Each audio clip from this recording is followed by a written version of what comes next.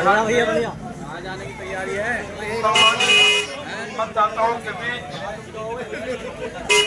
इस उपचुनाव में गाजियाबाद में हो रहे उपचुनाव को लेकर वोट की अपील करने ऑल इंडिया मजलिस इत्तेहादुल मुस्लिमीन के प्रत्याशी भाई एडवोकेट रवि गौतम जी आपके बीच आए हैं। इनके साथ आपके ऑल इंडिया मजलिस इत्तेहादुल मुस्लिमीन के जिला अध्यक्ष भाई डॉक्टर मेहताब अली साहब, मैं खुद पंडित मनमोहन झा गामा और तमाम बैरिस्टर असदुद्दीन ओवैसी साहब के चाहने वाले ये दीवाने जो आपको नजर आ रहे हैं, गली गली में खाक छानते फिर रहे हैं कि भैया संविधान बचा लो, भैया देश बचा लो, भैया भाईचारा को बचा लो, भैया कोई ऐसा नेता बना लो अपना जो कमजोरों की आवाज को बुलंद कर सके। आपके बीच इस चुनाव में बहुत से उम्मीदवार आएंगे जो आपको अपना बताकर, जो आपको भारतीय जनता पार्टी का डर दिखाकर आपसे वोट देने की अपील करेंगे। लेकिन हम ऑल इंडिया मजलिस इत्तेहादुल मुस्लिमीन के कार्यकर्ता आपको किसी का डर नहीं दिखाएंगे। हम ऑल इंडिया मजलिस इत्तेहादुल मुस्लिमीन के दीवाने, बैरिस्टर साहब के दीवाने किसी से डरने और घबराने की बात कहकर आपसे वोट नहीं मांगेंगे। हम आपसे वोट मांगेंगे कि मेरे भाई जब आप वोट डालने जाओ तो इस सरकार में, भारतीय जनता पार्टी की सरकार में जो जुल्म हुआ है उस जुल्म को याद करके वोट डालना। इस भारतीय जनता पार्टी की सरकार में जब आप पे जुल्म हो रहा होता है तो आपके लिए कौन बोलता है, इसको सोच और समझ करके अपने वोट को डालना। क्योंकि ये वोट न ही इस चुनाव से सरकार बन रही है और न ही इस चुनाव से सरकार गिर रही है। ये चुनाव आपको एहसास कराना है इस चुनाव में कि आपके लिए लड़ता कौन है, आपके लिए बोलता कौन है, आपके शिनाख्त की पहचान की लड़ाई को लड़ता कौन है। इस बात को ध्यान में रखते हुए आप वोट डालने का काम करेंगे। अब आपकी शिनाख्त की लड़ाई लड़ता कौन है? जब आपकी वजूदों पे उंगली उठाई जाती है तो लड़ता कौन है?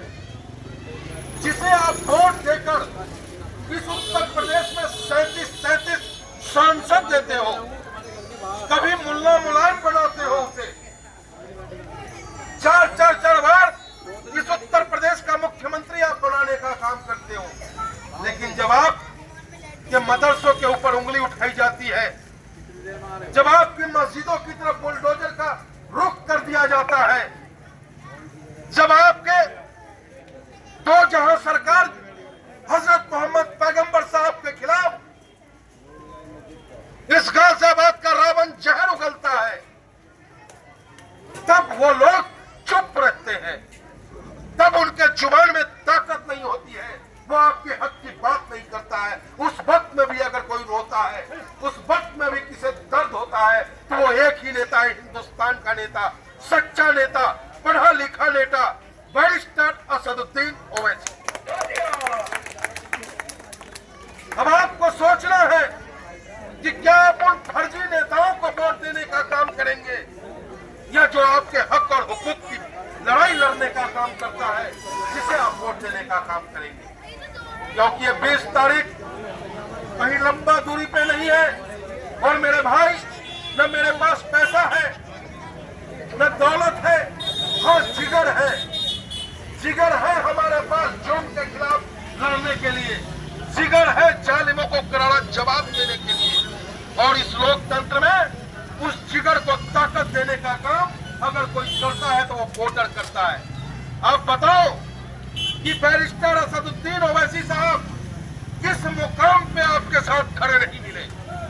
आप सभी के हाथों में मोबाइल होता है। मीडिया कभी हकीकत नहीं दिखाती है। मीडिया सिर्फ वो बातें दिखाती है जिस बातों से भारतीय जनता पार्टी को फायदा पहुंचे। मीडिया वो बातें नहीं दिखाती जिससे कि बैरिस्टर असदुद्दीन ओवैसी साहब के साथ लोग जुड़ जाए। बैरिस्टर असदुद्दीन ओवैसी साहब ने आजीवन अपना सर्वस्व समाज और देश के लिए समर्पित कर दिया।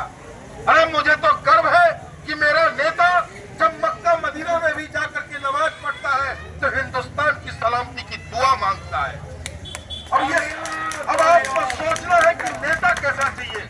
वो नेता चाहिए जो भाई से भाई को लड़ाता हो, वो नेता चाहिए जो आपके धर्मों पे पाबंदी लगाने की बात करता हो।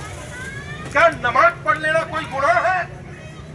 अगर किसी अस्पताल में किसी का अपना परिजन बीमार है और अगर उसने नमाज पढ़ लिया तो इस भारतीय जनता पार्टी की सरकार ने उसके खिलाफ मुकदमा दर्ज करने का काम किया।